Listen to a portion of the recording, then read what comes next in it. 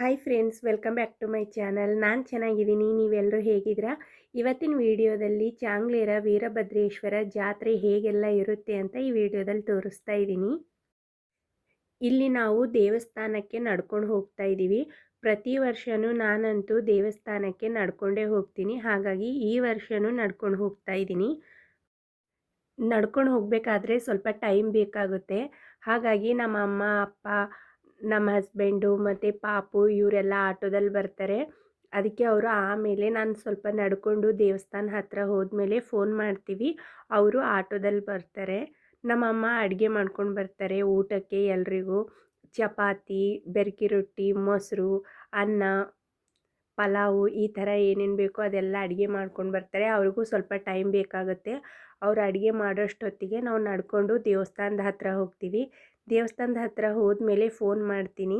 ಆವಾಗ ಅವರು ಆಟೋದಲ್ಲಿ ಬರ್ತಾರೆ. ದೇವಸ್ಥಾನಕ್ಕೆ ಹೋಗೋಕ್ಕಿಂತ ಮುಂಚೆ ಇಲ್ಲಿ ಆದಿ ಈಶ್ವರ ಅಂತ ಇದೆ. ಇದನ್ನು ಕೈ ಮುಕ್ಕೊಂಡು ಮುಂದೆ ಹೋಗೋದು.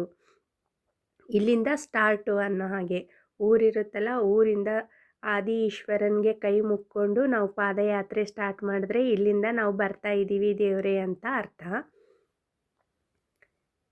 ದಾರಿಯಲ್ಲಿ ಯಾರೂ ನಡ್ಕೊಂಡು ಬರ್ತಾ ಇರಲಿಲ್ಲ. ಎಲ್ಲರೂ ಬೈಕು, ಆಟೋ, ಕಾರು ಆ ಥರನೇ ಬರ್ತಾಯಿದ್ರು. ಆದರೆ ನಾನು ನನ್ನ ತಂಗಿ ಇಬ್ಬರೇ ನಡ್ಕೊಂಡು ಹೋಗ್ತಾ ಇದ್ವಿ.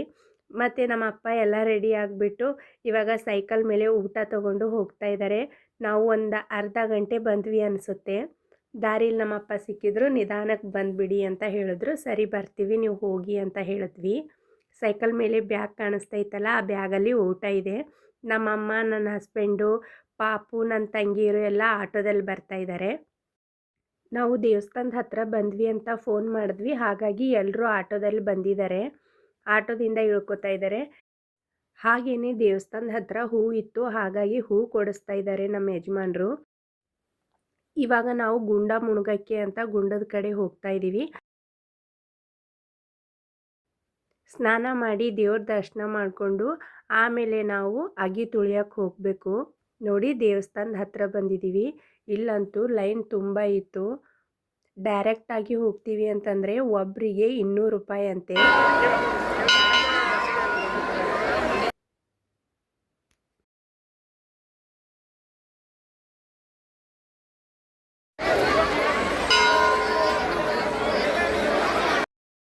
ಗುಂಡ ಮುಳುಗಿ ದೇವ್ರ ದರ್ಶನ ಮುಗಿಸ್ಕೊಂಡು ಇವಾಗ ಅಗ್ಗಿ ಕುಂಡದ ಕಡೆ ಹೋಗ್ತಾ ಇದ್ದೀವಿ, ಅಗ್ಗಿ ತುಳಿಯೋಕ್ಕೆ. ಈ ಮಾನವ ಜನ್ಮ ಅನ್ನೋದು ಪದೇ ಪದೇ ಸಿಗಲ್ಲ. ಸಿಕ್ಕಿರೋದನ್ನು ಅನುಭವಿಸ್ಬೇಕು. ನಾವು ಒಳ್ಳೆಯದಾಗಿ ರೀತಿಯಿಂದ ನಡೆಸ್ಕೊಂಡು ಹೋದರೆ ಈ ಜೀವನ ಒಳ್ಳೆಯದಾಗುತ್ತೆ. ಕೆಟ್ಟದಾಗಿ ನಡೆಸ್ಕೊಂಡು ಹೋದರೆ ಕೆಟ್ಟದಾಗುತ್ತೆ. ಹಣೆ ಬರದಲ್ಲಿ ಏನಿದೆಯೋ ಅದು ಹಾಗೇ ಆಗುತ್ತೆ. ನೀವು ಎಷ್ಟೇ ತಿಪ್ಪರ್ಲಾಗ ಹಾಕಿದ್ರೂ ಒಂದು ಹುಲ್ಲು ಕಡ್ಡಿನೂ ಅಳ್ಳಾಡ್ಸೋಕ್ಕಾಗಲ್ಲ ಈ ಮಾನವನ ಕೈಯಿಂದ. ಜೀವನ ಹೇಗೆ ಬರುತ್ತೋ ಹಾಗೆ ತೊಗೋಬೇಕು. ಆದರೆ ನಾವು ಬದಲಾಯಿಸ್ತೀವಿ, ನಾವು ಅಂದ್ಕೊಂಡಂಗೆ ಆಗುತ್ತೆ ಅನ್ನೋದು ಅದು ಭ್ರಮೆ ಮಾತ್ರ. ಅದು ಏನಾಗುತ್ತೋ ಅದು ಆಗ್ತಾ ಇರುತ್ತೆ. ಈ ಮನುಷ್ಯನ ಮನಸ್ಸಲ್ಲಿ ಏನು ಇರಬಾರ್ದು ಅಂತಂದರೆ, ಒಬ್ಬರು ಹೊಟ್ಟೆ ಮೇಲೆ ಬಡ್ದು ಬದುಕ್ತೀನಿ, ಒಬ್ರಿಗೆ ಅನ್ಯಾಯ ಮಾಡಿ ಬದುಕ್ತೀನಿ, ಒಬ್ರನ್ನ ಹಾಳು ಮಾಡಿ ಬದುಕ್ತೀನಿ ಅಂತ ಅನ್ನೋದು ಇರಬಾರ್ದು. ನನ್ನ ಕಾಲ ಮೇಲೆ ನಾನು ದುಡ್ದು ತಿಂತೀನಿ, ನನ್ನ ಪಾಲ್ಗೆ ಏನಿದೆಯೋ ಅದು ಸಿಕ್ಕೇ ಸಿಗುತ್ತೆ. ನಾನು ಅನ್ಯಾಯ ದಾರಿಯಲ್ಲಿ ಬದುಕಬಾರ್ದು, ಒಳ್ಳೆಯ ದಾರಿಯಲ್ಲಿ ಬದುಕಬೇಕು ಅಂತ ತಿಳ್ಕೊಂಡು ಹೋದರೆ ಈ ಜೀವನ ಯಾರಿಗೂ ಕಷ್ಟ ಆಗಲ್ಲ. ಯಾರನ್ನೂ ನಮ್ಮಿಂದ ತೊಂದರೆ ಆಗಬಾರ್ದು. ಬೇರೆಯವರಿಂದ ತೊಂದರೆ ಆಗ್ತಾಯಿದೆ ಅಂತಂದರೆ ಆ ಜಾಗದಲ್ಲಿ ನಾವೇ ಇರಬಾರ್ದು. ದೇವರು ಎಲ್ರಿಗೂ ಕೆಟ್ಟ ಟೈಮ್ ಕೊಟ್ಟಿದ್ದಾರೆ ಅಂತ ಅಂದಮೇಲೆ ಒಳ್ಳೆ ಟೈಮು ಕೊಟ್ಟಿರ್ತಾರೆ. ಆ ಒಳ್ಳೆ ಟೈಮ್ ಬರೋವರೆಗೂ ಕಾಯಬೇಕು. ಎಲ್ಲನೂ ಈ ಕ್ಷಣಕ್ಕೆ ಹೋಗಬೇಕು, ಎಲ್ಲನೂ ಈ ಕ್ಷಣದಲ್ಲೇ ಆಗಬೇಕು ಅಂದರೆ ಅದು ಅಸಾಧ್ಯದ ಮಾತು. ಎಲ್ಲನೂ ಒಂದೇ ಟೈಮ್ಗೆ ಆಗೋಕ್ಕೆ ಸಾಧ್ಯನೇ ಇಲ್ಲ. ಯಾವುದೇ ಒಂದು ಸಸಿ ನೆಡ್ತೀವಿ ಅಂದರೆ ಅದು ದೊಡ್ಡದಾಗಿ ಅದು ಕಾಯಿ ಬಿಟ್ಟು ಹಣ್ಣಾಗಿ ನಾವು ತಿನ್ನಬೇಕಂದ್ರೆ ಮಿನಿಮಮ್ ಅಂದರೂ ಒಂದು ಚೂರು ಟೈಮ್ ಬೇಕಾಗುತ್ತೆ. ಅಂಥದ್ರಲ್ಲಿ ಮನುಷ್ಯ ಅಂದ್ಕೊಂಡ ತಕ್ಷಣವೇ ಎಲ್ಲನೂ ನಡೆಯುತ್ತೆ ಅಂತ ಹೇಗೆ ಅನ್ಕೋತೀರ ಹೇಳಿ? ಆ ಥರ ಎಲ್ಲ ಅನ್ಕೋಬಾರ್ದು. ದೇವರು ಕೆಟ್ಟ ಟೈಮ್ ಕೊಟ್ಟಿದ್ದಾರೆ ಅಂದಮೇಲೆ ಒಳ್ಳೆ ಟೈಮ್ ಕೊಟ್ಟೇ ಕೊಡ್ತಾರೆ.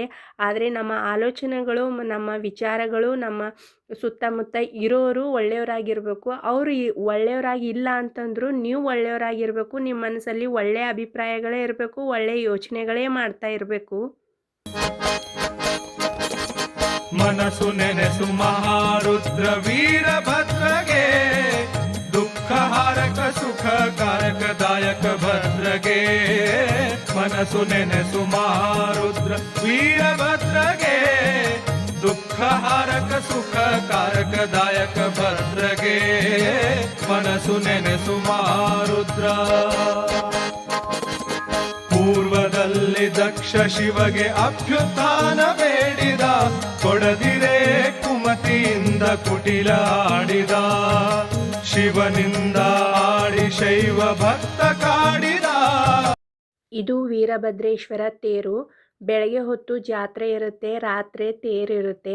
ನಾನು ಹರಕೆ ಹೊತ್ಕೊಂಡಿದ್ದೆ. ತೇರ್ ಹತ್ರ ಮತ್ತು ದೇವಸ್ಥಾನದ ಹತ್ರ ಇರೋ ಜನಗಳಿಗೆ ಬಾಳೆಹಣ್ಣು ಹಂಚ್ತೀನಿ ಅಂತ, ಹಾಗಾಗಿ ಹಣ ತರಿಸಿದ್ದೀನಿ. ಇದನ್ನೆಲ್ಲನೂ ಇವಾಗ ನಾನು ಎಲ್ರಿಗೂ ಹಂಚ್ತಾ ಇದ್ದೀನಿ. ದೇವಸ್ಥಾನ ಸುತ್ತಮುತ್ತ ಮತ್ತು ತೇರ್ ಸುತ್ತಮುತ್ತ ಜನಗಳಿಗೆ ಹಣ್ಣು ಹಂಚಿದ್ದಾದಮೇಲೆ ಇವಾಗ ನಾವು ಮನೆಯಿಂದ ತಂದಿರೋ ಊಟನ ಮಾಡ್ತಾ ಇದ್ದೀವಿ. ಇಲ್ಲೆಲ್ಲ ತೇರಿಗೆ ಅಲಂಕಾರ ಮಾಡ್ತಾ ಇದ್ದಾರೆ, ಯಾಕಂದರೆ ರಾತ್ರಿ ತೇರಿರುತ್ತೆ, ಅದಕ್ಕೋಸ್ಕರ. ನೋಡಿ ಹೂವಿನ ಡೆಕೋರೇಷನ್ ಯಾವ ಥರ ಮಾಡಿದ್ದಾರೆ ಅಂತ. ಊಟ ಎಲ್ಲ ಆದಮೇಲೆ ಸ್ವಲ್ಪ ಹೊತ್ತು ಜಾತ್ರೆಯಲ್ಲೆಲ್ಲ ಓಡಾಡಿದ್ವಿ. ಮಕ್ಕಳಿಗೆಲ್ಲ ಗೊಂಬೆಗಳು ಕೊಡಿದ್ವಿ. ನಾವು ನಮಗೆಲ್ಲ ಏನೇನು ಬೇಕೋ ಅದನ್ನೆಲ್ಲ ತೊಗೊಂಡ್ವಿ. ಅದಾದಮೇಲೆ ಅಲ್ಲಿ ದೇವಸ್ಥಾನದ ಹತ್ರ ಒಂದು ಆತಾಳ ಬ್ಯಾತಾಳ ಅಂತ ಇದೆ, ಅಲ್ಲಿ ಹೋದ್ವಿ. ಅಲ್ಲೂ ಕೈ ಮುಕ್ಕೊಂಡ್ವಿ. ಅಲ್ಲೊಂದು ಕಲ್ಲಿದೆ, ಕಲ್ಲ ಮೇಲೆ ಒಂದು ಕಾಯಿನ್ಸ್ ಇಟ್ಟು ಅದ್ರ ಮೇಲೆ ಕೈ ಇಟ್ಟು ನಾವು ಮನಸ್ಸಲ್ಲಿ ಏನಾದರೂ ಕೇಳ್ಕೊಂಡ್ರೆ ಅದು ಆಗೋದಿದ್ದರೆ ತನ್ನನ್ನು ತಾನೇ ತಿರುಗುತ್ತೆ ಅಂತ ಒಂದು ನಂಬಿಕೆ. ಅಲ್ಲೂ ಹೋಗಿ ನಾವು ಕೈ ಮುಕ್ಕೊಂಡು ಇವಾಗ ಮನೆಗೆ ಹೋಗಬೇಕು. ಮನೆಗೆ ಹೋಗಿ ಸ್ವಲ್ಪ ಫ್ರೆಶ್ ಆಗಿ ಟೀ ಅದು ಕುಡ್ಕೊಂಡು ರಾತ್ರಿ ತೇರಿಗೆ ಬರ್ತೀವಿ. ಪ್ರತಿ ವರ್ಷ ತೇರಿಗೆ ಬರೋಣ ಅಂತ ಅನ್ಕೋತೀವಿ, ಆದರೆ ಬರೋಕ್ಕೆ ಆಗಲ್ಲ. ರಾತ್ರಿ ತುಂಬ ಚಳಿ ಇರುತ್ತೆ, ಇಲ್ಲ ಆಟೋ ಸಿಗಲ್ಲ. ಆದರೆ ಈ ವರ್ಷ ಆಟೋ ಸಿಗಲಿಲ್ಲ ಅಂದರೂ ಫುಲ್ ಆಟೋ ಮಾಡ್ಕೊಂಡು ಬರೋಣ ಅಂತ ಅಂದ್ಕೊಂಡಿದ್ದೀವಿ. ಮನುಷ್ಯ ಕೆಟ್ಟು ಹೋಗಬೇಕು, ಕೆಟ್ಟ ದಾರಿ ಹಿಡಿಬೇಕು, ಕೆಟ್ಟ ಅನ್ನ ತಿನ್ನಬೇಕು ಅಂತಂದರೆ ಯಾವ ದಾರಿಯಲ್ಲಿ ಬೇಕಾದರೂ ದುಡಿಬೋದು. ಆದರೆ ಒಳ್ಳೆ ದಾರಿಯಲ್ಲಿ ಹೋಗಬೇಕು ಅಂತಂದರೆ ಒಂದೇ ದಾರಿ ಇರುತ್ತೆ, ಅದು ಮನಸ್ಸು ಗಟ್ಟಿಯಾಗಿ ಇಟ್ಕೊಂಡು ನಾನು ಒಳ್ಳೆ ಕೆಲಸನೇ ಮಾಡ್ತೀನಿ, ಒಳ್ಳೆಯದನ್ನೇ ಮಾಡ್ತೀನಿ, ಒಳ್ಳೆ ಥರದ ದುಡ್ದು ಅನ್ನ ತಿಂತೀನಿ ಅಂತ ಒಂದು ಗಟ್ಟಿ ನಿರ್ಧಾರ ಮಾಡಿದ್ರೆ ಸಾಕು, ಒಳ್ಳೆ ದಾರಿ ನಮ್ಮ ಮುಂದೆನೇ ಬಂದು ನಿಂತ್ಕೊಳ್ಳುತ್ತೆ. ಯಾವಾಗಲೂ ಮನುಷ್ಯ ಅವ್ರು ಚೆನ್ನಾಗಿಲ್ಲ, ಇವ್ರು ಚೆನ್ನಾಗಿಲ್ಲ, ಅವ್ರು ಹಾಗೆ ಇವ್ರು ಹೇಗೆ ಅಂತ ಮಾತಾಡ್ಕೊಳ್ಳೋಕ್ಕಿಂತ ಮುಂಚೆ ನಾವು ಹೇಗಿದ್ದೀವಿ, ನಾವು ಹೇಗೆ ಬದಲಾಗಬೇಕು, ನಾವು ಯಾರ ಜೊತೆ ಹೇಗಿರಬೇಕು ಅಂತ ನಮ್ಮನ್ನು ನಾವು ತಿದ್ಕೊಂಡ್ರೆ ಸಾಕು. ಬೇರೆಯವರನ್ನು ತಿದ್ದಕ್ಕೆ ಯಾರ ಕೈಯಿಂದನೂ ಸಾಧ್ಯ ಇಲ್ಲ. ನೋಡಿ ಮನುಷ್ಯನ ಮನಸ್ಸು ಹೇಗಿದೆ ಅಂತಂದರೆ, ವರ್ಷಾನುಗಂಟ್ಲೆ ಪೂಜೆ ಮಾಡಿರೋ ದೇವ್ರ ಫೋಟೋ ಮನೆಯಲ್ಲಿ ಸ್ವಲ್ಪ ಭಿನ್ನ ಆಗಿದೆ, ಒಡೆದೋಗಿದೆ ಅಂತಂದರೆ ಈ ಮನುಷ್ಯ ಆವಾಗಿಂದ ಆವಾಗಿಲ್ಲೇ ಆ ದೇವ್ರ ಫೋಟೋ ತೆಗೆದು ಹೊರಗಡೆ ಹಾಕ್ತಾನೆ ಅಂತಂದಮೇಲೆ ಯಾವುದೇ ಯೂಸ್ ಇಲ್ಲ, ಯಾವುದೇ ಅನುಕೂಲ ಇಲ್ಲ. ಅಂದರೆ ಒಬ್ಬ ಮನುಷ್ಯನ ಜೊತೆ ಮತ್ತೊಬ್ಬ ಮನುಷ್ಯ ಇರೋದೇ ಇಲ್ಲ. ಆದರೆ ಈ ನಮ್ಮ ಮನಸ್ಸು ನಾವು ಹುಟ್ಟಿದಾಗಿಂದ ನಾವು ಸಾಯೋವರೆಗೂ ನಮ್ಮ ಜೊತೆನೇ ಇರುತ್ತೆ. ನಮಗೆ ಕಷ್ಟನೋ ನೆಮ್ಮದಿನೋ ಗೊತ್ತಿಲ್ಲ, ಆದರೆ ಈ ಮನಸ್ಸು ನಮ್ಮ ಜೊತೆನೇ ಇರುತ್ತೆ. ಅದಕ್ಕೋಸ್ಕರ ನಾವು ಯಾವಾಗಲೂ ನಮ್ಮ ಮನಸ್ಸನ್ನು ತೃಪ್ತಿಯಾಗಿಟ್ಕೋಬೇಕು, ನೆಮ್ಮದಿಯಾಗಿಟ್ಕೋಬೇಕು. ಈ ಮನಸ್ಸಿಗೆ ಪದೇ ಪದೇ ನೋವು ಕೊಡಬಾರ್ದು. ಯಾವುದೇ ಅನುಕೂಲ ಇಲ್ಲ ಅಂತಂದಮೇಲೆ ಆ ದೇವ್ರ ಫೋಟೋನೇ ತೆಗೆದು ಹೊರಗಡೆ ಹಾಕೋ ಮನುಷ್ಯ, ಈ ಮನುಷ್ಯಂದು ಒಂದು ಅನುಕೂಲನೇ ಇಲ್ಲ ಅಂದರೆ ಹೇಗೆ ಜೊತೆ ಇರ್ತಾನೆ ಹೇಳಿ. ಯಾರ ಮೇಲೂ ನಂಬಿ ಇರಬಾರ್ದು, ನಮ್ಮನ್ನು ನಾವು ನಂಬಬೇಕು. ನಾನು ಹೇಳ್ತಾ ಇರೋದು ಏನಂತಂದರೆ, ಈ ಮನುಷ್ಯ ಅನುಕೂಲ ಇಲ್ಲ ಅಂದರೆ ಯಾರ ಜೊತೆ ಯಾರೂ ಇರಲ್ಲ. ಆದರೆ ನಾವು ಹುಟ್ಟಿದಾಗಿಂದ ಸಾಯೋವರೆಗೂ ನಮ್ಮ ಮನಸ್ಸು ನಮ್ಮ ಜೊತೆ ಇರುತ್ತೆ. ಹಾಗಾಗಿ ನಾವು ಖುಷಿಯಾಗಿರೋದನ್ನು ನಾವು ನೋಡ್ಕೋಬೇಕು. ನಾವು ಎಲ್ಲಿದ್ದರೆ ನಾವು ಖುಷಿಯಾಗಿರ್ತೀವಿ, ನಾವು ಏನು ಮಾಡ್ತಾ ಇದ್ದರೆ ನಾವು ಖುಷಿಯಾಗಿರ್ತೀವಿ, ನಮ್ಮ ಆಲೋಚನೆಗಳು ಹೇಗಿದ್ದರೆ ನಾವು ಖುಷಿಯಾಗಿರ್ತೀವಿ ಅಂತ ಖುಷಿನ ನೋಡ್ಕೋಬೇಕು. ನಾವು ಒಳ್ಳೆಯದನ್ನು ಮಾಡ್ತಾ ಇದ್ದೀವಿ, ಒಳ್ಳೆ ರೀತಿಯಲ್ಲಿ ದುಡ್ಡು ತಿಂತಾ ಇದ್ದೀವಿ ಅಂತ ಅಂದಮೇಲೆ ಯಾರಿಗೂ ಹೆದರೋ ಅವಶ್ಯಕತೆ ಇಲ್ಲ. ಯಾರು ಒಳ್ಳೆ ದಾರಿಯಲ್ಲಿ ಇರ್ತಾರೋ ಅವ್ರ ಜೊತೆ ಸಾಕ್ಷಾತ್ ಆ ಪರಬ್ರಹ್ಮನೇ ಇರ್ತಾನೆ ಅವ್ರ ಜೊತೆ.